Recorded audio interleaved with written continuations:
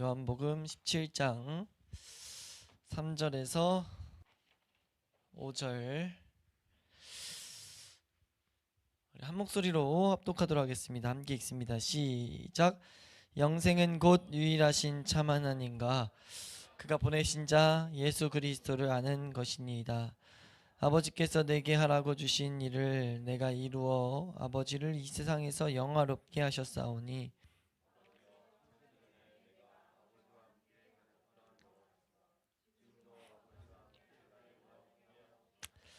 아멘.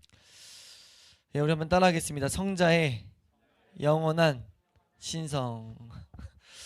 말하면서도 어려운데 그러니까 안 할 수는 없어요. 왜냐면 믿음의 선배들이 목숨 바쳐서 싸웠던 내용이거든요. 뭐 하는 데 있어서요? 성경을 가지고 하나님을 알아가는 데 있어서 이게 치열한 싸움을 일으켰던 내용들인 거예요. 그런 무시할 수 없는 내용이라는 거죠.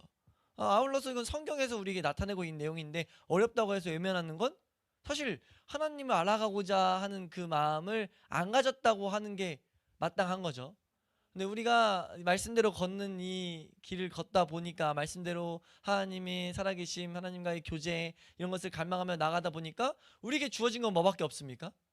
이거 해라 저거 해라가 아니라 오늘 말씀에서 읽었지만 영생은 그냥 우리 예수님과 그를 보내신 하나님을 아는 거라고 가르친단 말이에요.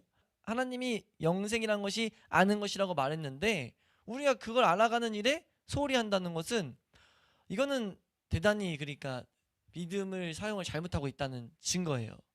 그러니까 반대로 말하면은 우리 가운데는 하나님을 알고자 하는 것에 대해서 이 갈망이 분명히 있고 그 갈망, 이 올바른 믿음에는 그 갈망은 우리로 하여금 그 알아가고자 하는 것에 우리가 이렇게 그 능력을 발휘한다는 것을 우리는 경험으로 알아야 될 줄로 믿습니다. 특히 이건 경험으로 알아야 될 부분이 드디어 우리 앞에 놓였어요. 삼위일체는 사견을 붙이는 순간 잘못될 가능성이 매우 높아요. 사견, 내 개인적인 견해를 딱 붙이는 순간 지금 우리에게 계시된 것 이상의 그건 이제 철저하게 목회자와 말씀이 진짜 말씀을 가지고 치열하게 학문을 연구하는 그 자들에게 좀 맡겨놔야 되지. 그걸 가지고 난 이걸 이렇게 좀 너무 좋아 보이니까 이렇게 이해해야 되겠다라고 사견 붙이는 순간 이건 좀 잘못된 가능성으로 갈 가능성이 매우 높아요. 그러니까 그런 걸 염두한 상황에서 우리에게 열려진 것을 우린 분명히 아는 데에 힘을 쏟아야 되는 것이 중요하다라고 이해하시는 게 좋을 듯합니다. 이해되시나요? 그걸 오늘 이 첫 번째 텍스트에서도 말하는 게 우리가 7절부터 오늘 13절에 있는 내용을 진짜 함축해서 볼 예정인데 7절 시작 자체가 이런 말을 해요. 더 논의를 진행하기 전에라는 문장이 나오는데요. 논의라는 거, 논쟁을 한다는 거예요. 논쟁이 왜 앞으로도 계속 나오겠지만 뭔 내용이 나오냐면 삼위일체 가지고 이거 얼핏 듣고 지워버리세요. 뭐가 있냐면 전 신학교에서 배웠던 내용 중에 하나는 어디서 발출한 거냐. 삼위인데 어디서 기원됐냐. 뭔가 이제 낳는다, 자녀다 이런 표현을 하니까 나가다 이런 느낌이 있잖아요. 그러니까 어디서 발출됐냐, 어디서 발출돼서 어디서 속했냐. 그래서 조금이라도 우위를 어디서 나왔는지를 막 알아가려는 시도가 되게 많았어요. 근데 무슨 말인지 이해가 되세요? 그러니까 성부 하나님께로부터 성령이 속해 있는 거냐, 그래도 뭐 이런 개념으로 계속 이해하려고 하는 시도가 계속 있었어요. 이제 좀 그런 식의 그 주장들이 많았어요. 주장이 나오다 보니까 맞나? 한번 연구를 해야 되잖아요. 뭐 교회들이 하다 보니까 이건 이 부분이 틀리고 이 부분이 틀리고 막 틀리는 거예요.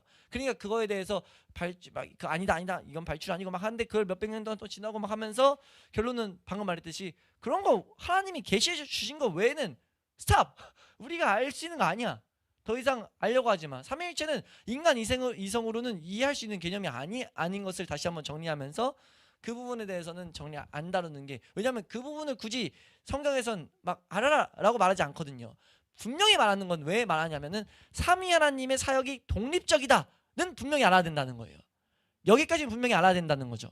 그러니까 한번 더 할까요? 삼위 하나님의 독립적인 사역, 독립적인 사역에 대해서 분명하게 우리는 알고 삼위 하나님의 그 조화로운 질서 있는 일하심으로 완성되어 있는 각자의 그 일하심으로 인간의 구원은 완성됐다라는 것, 그 개념까지는 우린 가져야 된다는 겁니다.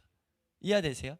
그래서 여기서도 말하는 것이 그 논의에 대해서는 잠깐 우리가 멈추고 우선 뭘 할 거냐, 여기서 지금 다루는 것이 알아야 될 것이 있다는 거죠. 그러니까 한번 더 할까요? 성자의 신성, 한번 더 할까요? 성령의 신성. 그러니까 우리 이번 주는 성자의 신성, 다음 주는 성령의 신성에 대해서 다루고 이제 넘어갑니다. 넘어가게 돼요. 뒤에 내용 넘어가는데, 그러니까 여기서 우리가 오늘 보게 될 성자의 신성은 뭐냐면, 한번 더 할까요? 예수님이 하나님 되신다. 그러니까 예수님이 하나님 되신다라는 것에 대해서 우리는 정확히 알아야 된다는 거죠. 본질상 예수님도 하나님이시다라는 것, 우리가 그걸 알아야 된다는 거예요. 그러니까 실제적인 어떤 이런 그 일하신 독립적인 분명히 위격은 가지고 계시지만, 그 존재, 한 존재로서 하나님의 존재를 공유하는 그 존재가 그 존재시다. 그러니까 예수님은 하나님이시다. 이걸 우린 분명히 알아야 된다는 거예요. 그러니까 우린 참 감사하지. 이거에 대해서 크게 막 이상함을 당연한 건데 왜 이걸 그렇게 말하지 했는데, 앞에 그런 논쟁들이 있었기 때문이라는 거죠. 그리고 우리가 실제로 오늘 몇 가지만 보겠지만, 그 예수님이 하나님 되심을 알아가다 보면 이런 질문들이 조금씩 파생되게 나오게 돼 있어요. 그래서 우리가 그런 파생된 내용이 나올 때마다 그때그때 다루는 게 좋겠다라고 제가 판단이 되어서, 그 논쟁들은 아예 앞으로 나와도 좀 약간 이제 정리하고 갈 겁니다. 왜냐하면 논쟁이 실제 내 고민으로 돼야 이게 좀 실감이 되지, 이런 논쟁이 있었어요 라고 가르쳐봤자 우리의 신앙에 하등 도움이 이제 안 될 것 같아가지고, 우리가 실제 칼빈이 다루는 방식도 그렇고요. 그래서 다룰 때도 봐야 될 것 위주로 보되, 봐야 될 것을 보다 오면 반드시 이런 논쟁들이 발생된다. 그때는 저와 얘기하든지 기독강을 좀 더 그 부분을 읽어보면 실제가 됐기 때문에 그 설명이 좀 이해가 되실 거예요. 이해가 되시죠? 이렇게 우리가 한번 진행을 해보겠습니다. 그래서 우리가 오늘 봐야 될 것은 다시 한번 따라할까요? 예수님의 하나님 되심. 예수님이 하나님 되신다라는 것을 우리 성경은 분명하게 증거하고 있다는 거죠. 그러니까 예수님이 하나님 되심을 우린 분명히 해야 된다는 거예요. 우리 말씀을 몇 번 읽었는데, 주일 오전에도 나와서 읽었는데, 히브리서 1장 2절 3절 말씀 읽으면, 히브리서 1장 2절 3절 시작.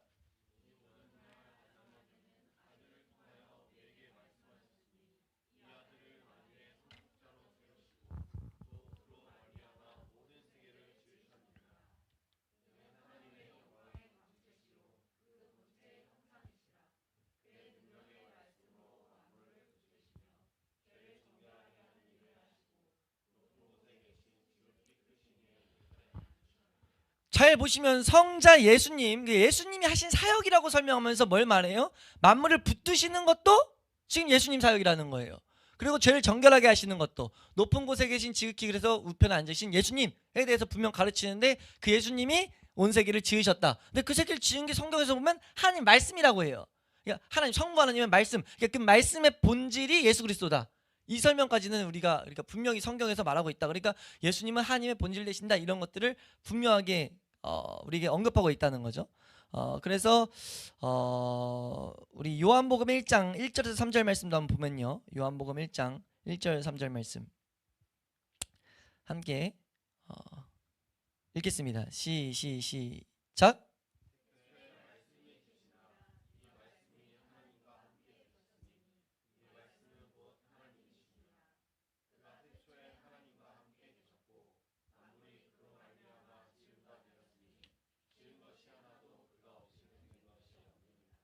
네, 지금 분명히 성경이 말하는 것은 하나님 이 말씀은 분별하시면서 영원토록 하나님과 동일하신 하나님 자신이다. 근데 그것이 눈에 보이는 말씀으로 오신 분이 예수님이다 라는 걸 성경은 말하고 있다는 거죠. 이런 부분들이 지금 삼위 하나님에 대해서 분명 설명하고 있다는 거예요. 이런 개념들을 우리에게 가르치고 있다는 거죠. 그 중에서도 예수님이 하나님 되신다라는 것, 우리가 예수님이 하나님 아들이다 라는 개념만 갖고 있으면 안 되고, 예수님은 그 하나님의 아들이신데 그 개념의 본질 자체는 하나님이시다 라는 것을 말한다는 거예요. 그래서 이제 이것을 설명을 7절에서 좀 이제 이것을 쭉 풀어서 설명을 한 거고, 그러다 보니까 이제 이 내용을 설명을 하다 보니까 틀리지 않기 위해서 최소한 설명을 하니까 좀 어려워진 건데, 함축하면 이 내용입니다. 예수님은 하나님이시다, 이걸 설명하려고 했어요. 근데 하나님의 그 부분에서도 어떤 부분이냐, 하나님의 그 말씀의 능력이다. 예수님은 말씀이시다 라는 걸 설명한 거예요. 거기까지는 그래서 오케이 여기까지 얘기 어느 정도 정리가 됐어요. 그래, 예수님도 하나님 맞아, 예수님 하나님 능력 가진 거 맞아, 여기까지 동의를 어느 정도 이뤘어요. 이렇더니 1강에서 딱 어떤 사람들이 등장했냐면, 오케이 등장했는데, 그게 그 예수님이 그럼 어떻게 등장했냐, 하나님이란 분이 이 세상을 만드시면서부터 만물을 말씀으로 만드셨는데 그때 예수님도 발생하셨다 라고 이제 언급을 하는 사람들이 발생됐어요.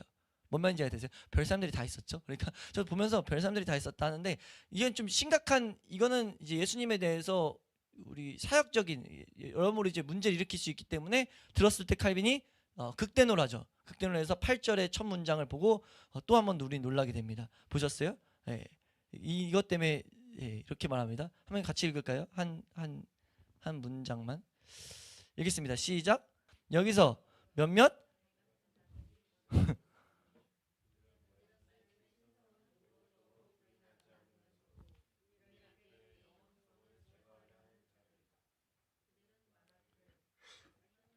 그렇게 말했죠. 말씀은 하나님이 세상을 창조하시면서 그의 거룩한 입을 여신 바로 그때에 존재하기 시작했다. 지금 이 말하고 있다는 거예요. 이렇게 말했을 때 말이 돼야 안 돼요?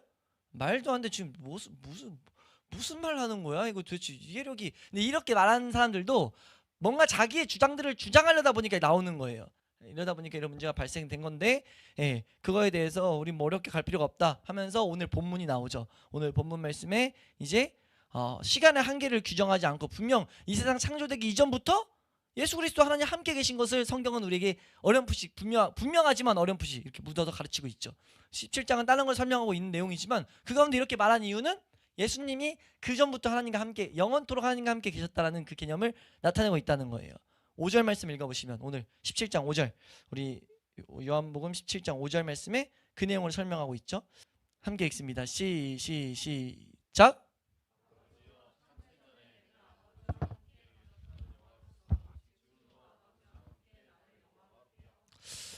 이제 우리가 이것을 통해서 뭘 할 수 있냐면 창세 이런 일각의 주장, 예수님의 영원성은 좀 부인하는, 예수님은 이렇게 그 중간에 나타난 개념, 이렇게 이해하는 그런 개념들이 아니다. 영원토록 처음부터 하나님과 삼위 하나님으로 함께 계셨던 분이다 라는 것을 우린 이해해야 된다 라는 거예요. 이해되세요? 그럼 여기서 우리가 칼빈이 지금 정리해서 주는 큰 두 가지는 무엇이냐면, 성경이 사실 정리해서 주는 두 가지, 예수님의 신성을 말할 때 예수님은 말씀이신 능력이다, 예수님은 말씀이시다, 말씀 그 자체다, 능력이신 말씀 그 자체. 그러니까 예수님이 가는 어떤 일을 마칠 때마다 영화가 나온 이유가 뭐예요? 영광이 나타난 이유가 뭐예요? 영광은 성경에서 하나님 말씀이 성취될 때 일어나는 거예요. 근데 그 말씀이 본체가 오시다 보니까 예수님이 걸어서 뭐 사역을 하나 끝낼 때마다 이게 영광을 드러낼 수밖에 없는 것은 말씀이 성취된 거니까, 말씀의 본체가 성취시킨 거니까. 이해되세요? 그래서 곳곳이 사도들로 하여금, 사람들로 하여금 예수님이 스스로도 말씀 가운데 내가 이것을 한 것은 하나님 말씀을 이루려 하심이라, 이루려 합니다, 내가 이 행동을 한 것은 하나님 말씀을 이루려 합니다 라고 계속 말하는 거예요. 이해되세요? 그러니까 우리가 예수님에 대해서 이해할 때 예수님은 말씀이시다, 그리고 그 말씀은 영원토록 함께 계셨다, 이 개념을 담아놓고 알아가는데 우리가 힘을 쏟아야 됩니다. 이건 좀 마무리하면서 우리가 좀 더 보도록 할게요. 그러면서 이제 크게 이제 9절, 10절, 11절, 12절, 13절을 통해서는 어디서 예수님이 어떻게 이렇게 신성이 드러났는가를 나눠서 말하고 있어요. 그래서 우리가 12, 13절은 안 볼 거예요. 예수님이 이적에서, 사역에서 신성이 나타났다, 하나님 되심이 나타났다, 그리고 예수님의 그 이적들, 베푸신 이적에서 하나님 되심이 나타났다. 당연한 내용인데 보시면 이거는 그 개념을 가지고 보면 이걸 설명하려는 거구나, 결국 지금 방금 우리가 본 이 내용을 설명하려는 거구나를 알 수 있어요. 이해되세요? 원래 9절 10절부터 다 나려다가 이건 좀 몇 가지 볼까 했는데 내용은 그겁니다. 구약 성경에도 예수님이 하나님 되신다는 걸 말한다는 거예요.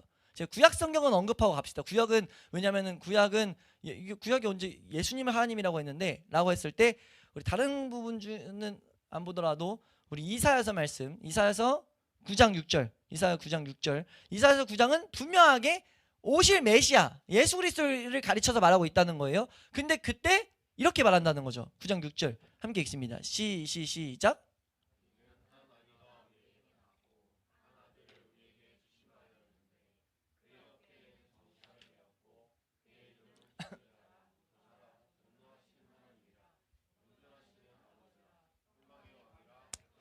여기서 지금 뭐라고 해요? 아예 못 박아서 정의를 내려서 이 오실 분은 전능한 하나님이야 라고 설명했다는 거죠.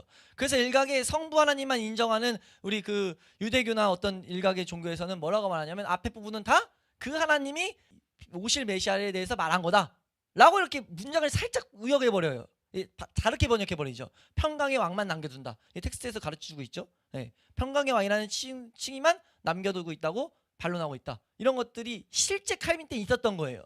우리 얼마나 감사해요. 우리 이런 고민 갖고 있으면 하나님 알아가는데 물론 이제 마지막 때여서 더 다른 공격들이 있고 다른 죄의 유혹들이 있지만 이 당시에는 하나님을 알아가는 것 자체가 너무 이제 어려웠던 거죠. 예, 너무 가려져 있으니까. 근데 이제 이런 싸움들을 통해서 이런 부분들은 명백히 우리는 밝혀져 있는 시대인 줄로 믿습니다. 근데 분명히 알아야 될 것은 구약에도 이렇게 예수님이 하나님 되신다는 것을 분명하게 말하고 있다는 거죠. 이렇게까지 봐야 될 그럼 이유는 뭡니까? 우리 텍스트는 이제 그 설명을 한 건데 왜 이걸 이렇게를 통해서 구약에서 말한 예수님이 하나님 되심을 분명하게 우리 이해해야 된다고 말하는 이유가 뭐예요? 예수님이 하나님이시다 이 개념을 이해할 때 우리의 신앙에 유익이 있다는 거예요. 예수님이 우리를 위해서 오신 예수님이 하나님 되심을 정확히 구분지어서 이해할 때 우리에게 분명 영적인 유익이 있다는 겁니다. 우리가 예수님을 알아갈 때 이 묵상도 온전히 해나갈 수 있길 축원합니다.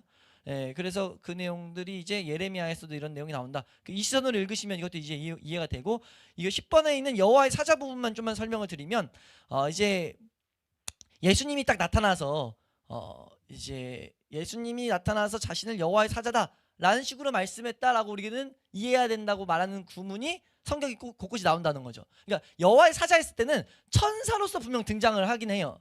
근데 일각에서 특히 여기 본문에 적혀있는 내용도, 우리 기독교 강의 텍스트에서 적혀있는 내용도 예수님으로 볼 수 있는, 예수님으로 봐야 되는 내용들이 나타난다는 거죠. 그 구분이 어떻게 지어지냐면 제일 큰 거는 천사는 예배를 받을 수가 없습니다. 제사를 받을 수가 없어요. 여기에 마노아라는 인물이 등장하는데, 마노아가 누구냐면 삼손의 아빠예요. 삼손의 아빠인데 삼손의 아빠에게 여호와의 사자가 등장합니다. 사자가 등장하는데 이제 음식을 안 받고 재물을 바치라는 식으로 해서 결국은 그 재물을 이 완 여호와의 사자가 받아버리고 가버려요. 그러니까 이걸 가지고 이거 뭐냐, 이 마노아 와이프가, 아내가, 아니 여호와의 이 말을 설명을 하거든요. 실제 제사는 하나님께만 드리는 거야, 여호와께만 드리는 거다 라고 말했는데 그 제사를 그 여호와의 사자 말했던 사람이 확 받고 나가버려요. 그러니까 그 마노아 아내가 우리가 하나님을 봤구나 라고 이제 깨달아요. 왜냐하면 천사는 못 받았거든요. 천사가 아니었다는 거죠. 천사인 줄 알았으나 하나님이었다는 거예요. 네. 우리가 하나님을 보았으니 이제 이 장면이 그거거든요. 기독교 강의에서도 지금 다루고 있는 장면. 그의 아내가 하나님을 보았으니 반드시 죽는다. 왜냐하면 그 제사를 받고 가버렸는데 하나님을 깨달은 거죠. 근데 여기서 위에 18절 말씀에 이 여호와의 사자가 자신의 이름을 묻는 이들에게 대답을 해줍니다. 함께 읽습니다. 시작. 여호와의 사자가 그에게 이르되 어찌하여 내 이름을 묻느냐? 내 이름은 기묘자다 라고 했다는 거죠. 근데 성경에서 이 기묘자를 말할 때 기묘자가 누구를 예언하고 있었다고요? 예수님이라고 말했다는 거예요. 그럼 여기서 현현하신 이 하나님은 예수님이었다는 거죠. 신약 구약에도 예수님에 대해서 분명하게 예수님의 하나님 되심을 우리에게 충분히 알도록 계시하고 있다는 거예요. 우리 보고 뭐 하는 겁니까? 예수님이 하나님 되심에 대해서 묵상하라는 거죠. 그때 우리에게 오는 은혜가, 우리에게 하나님께 사로잡히게 되는 그런 은혜가 더 크다는 거예요. 그럼 우리가 이걸 어떻게 해야 되는가라고 했을 때, 이 뒤에도 그런 식으로 이제 예수님이 하나님 되심을 말하는데, 우리가 어떻게 해야 되는가에 대해서 살펴볼 때 우리가 뭐 해야 됩니까? 이걸 가지고 김민호 목사님은, 그래서 우리가 구하고 찾고, 우리가 구하고 찾고 두드리고 찾는 것, 그거에 대해서 구하라 주실 것이요 찾으라, 구하고 찾고 두드리는 것, 이거에 대해서 여기서도 접목시켜야 된다는 거죠.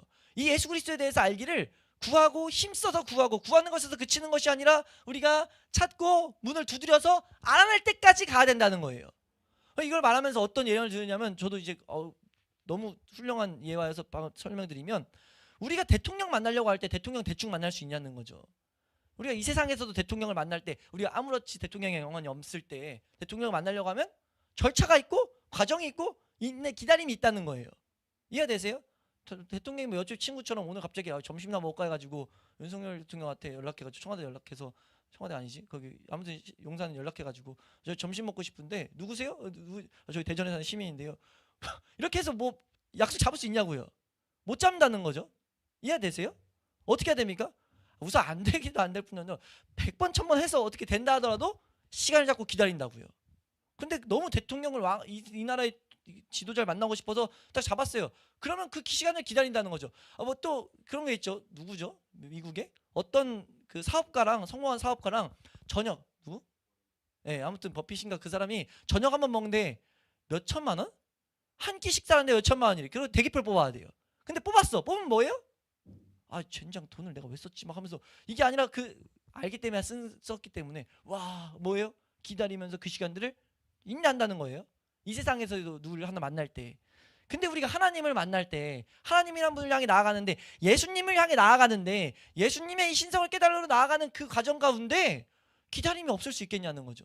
심지어 우리의 본성은 거부하고 있는데 그 예수님을 못 박는데 사실 우리도 하등 다를 바 없는 사람인데 전혀 2000년 전 사람들과 우리는 다를 바 없는 죄성을 갖고 있잖아요.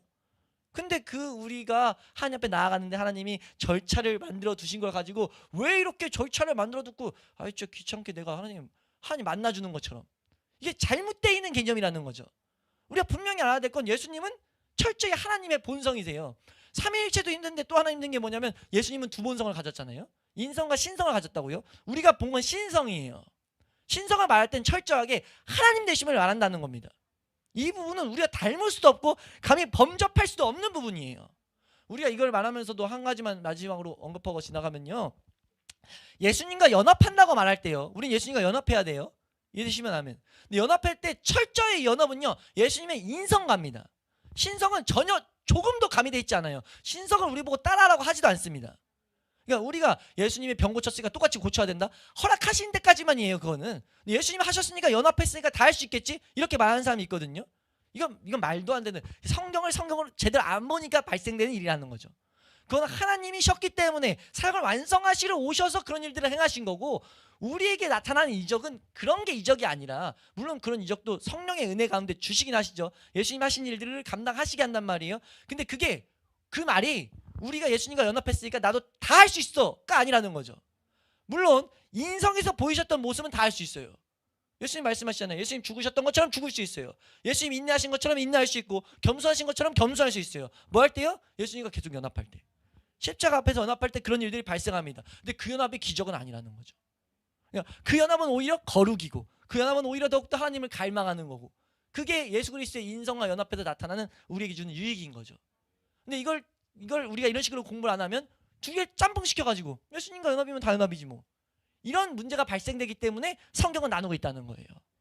이걸 나누는 이유 중에 하나거든요. 그러니까 우리가 이것을 우리가 함께 공부하면서 예수님이 하나님 되신다, 예수님이 영원토록 있으셨다라는 것을 이렇게 철저히 쌓았다면, 그리고 성경이 말하고 있다면 우리가 묵상하고 우리가 알아가는데 힘을 쏟는 것이 마땅하다는 거예요. 우리가 이것을 지금은 와닿지 않을 수 있어요. 왜냐하면 하나님 정하신 분량일 때 이것이 이제 딱 마음에 심어두면 필요할 때 하나님이 이것을 향해 다른 박질하도록 힘 주실 줄로 믿습니다. 단지 다른 박질하도록 힘을 주셨는데 어디 향해 가야 될지 모르면 안 된다는 거죠.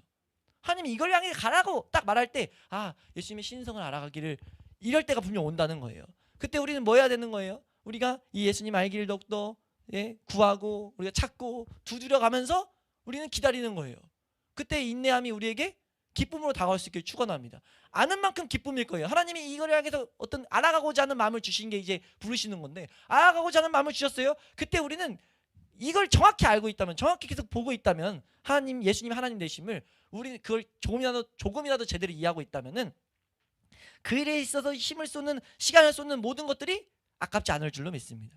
그걸 아깝게 만드는 마귀의 공격을 이길 줄로 믿습니다. 마귀 실제 그렇게 쓰니까요.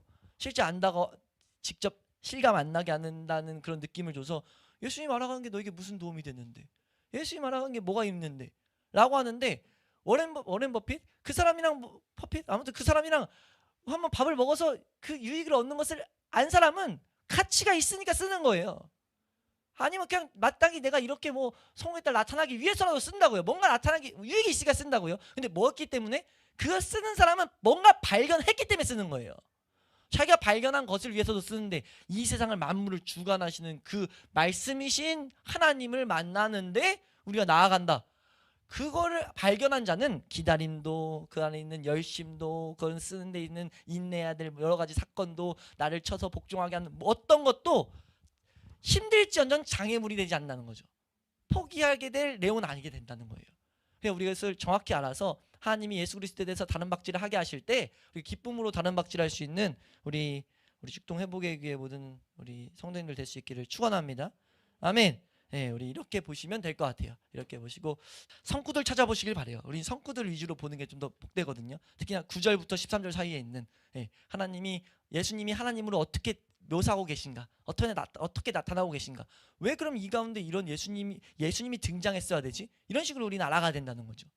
왜 하나님이 여기서 예수님을 등장시켰을까? 이런 고민들을 해나가면서 알아갈 때 그 알아간 지식이 우리에게 반드시 영생으로 인도하는 능력이 된다는 것을 우리가 경험할 수 있기를 축원합니다.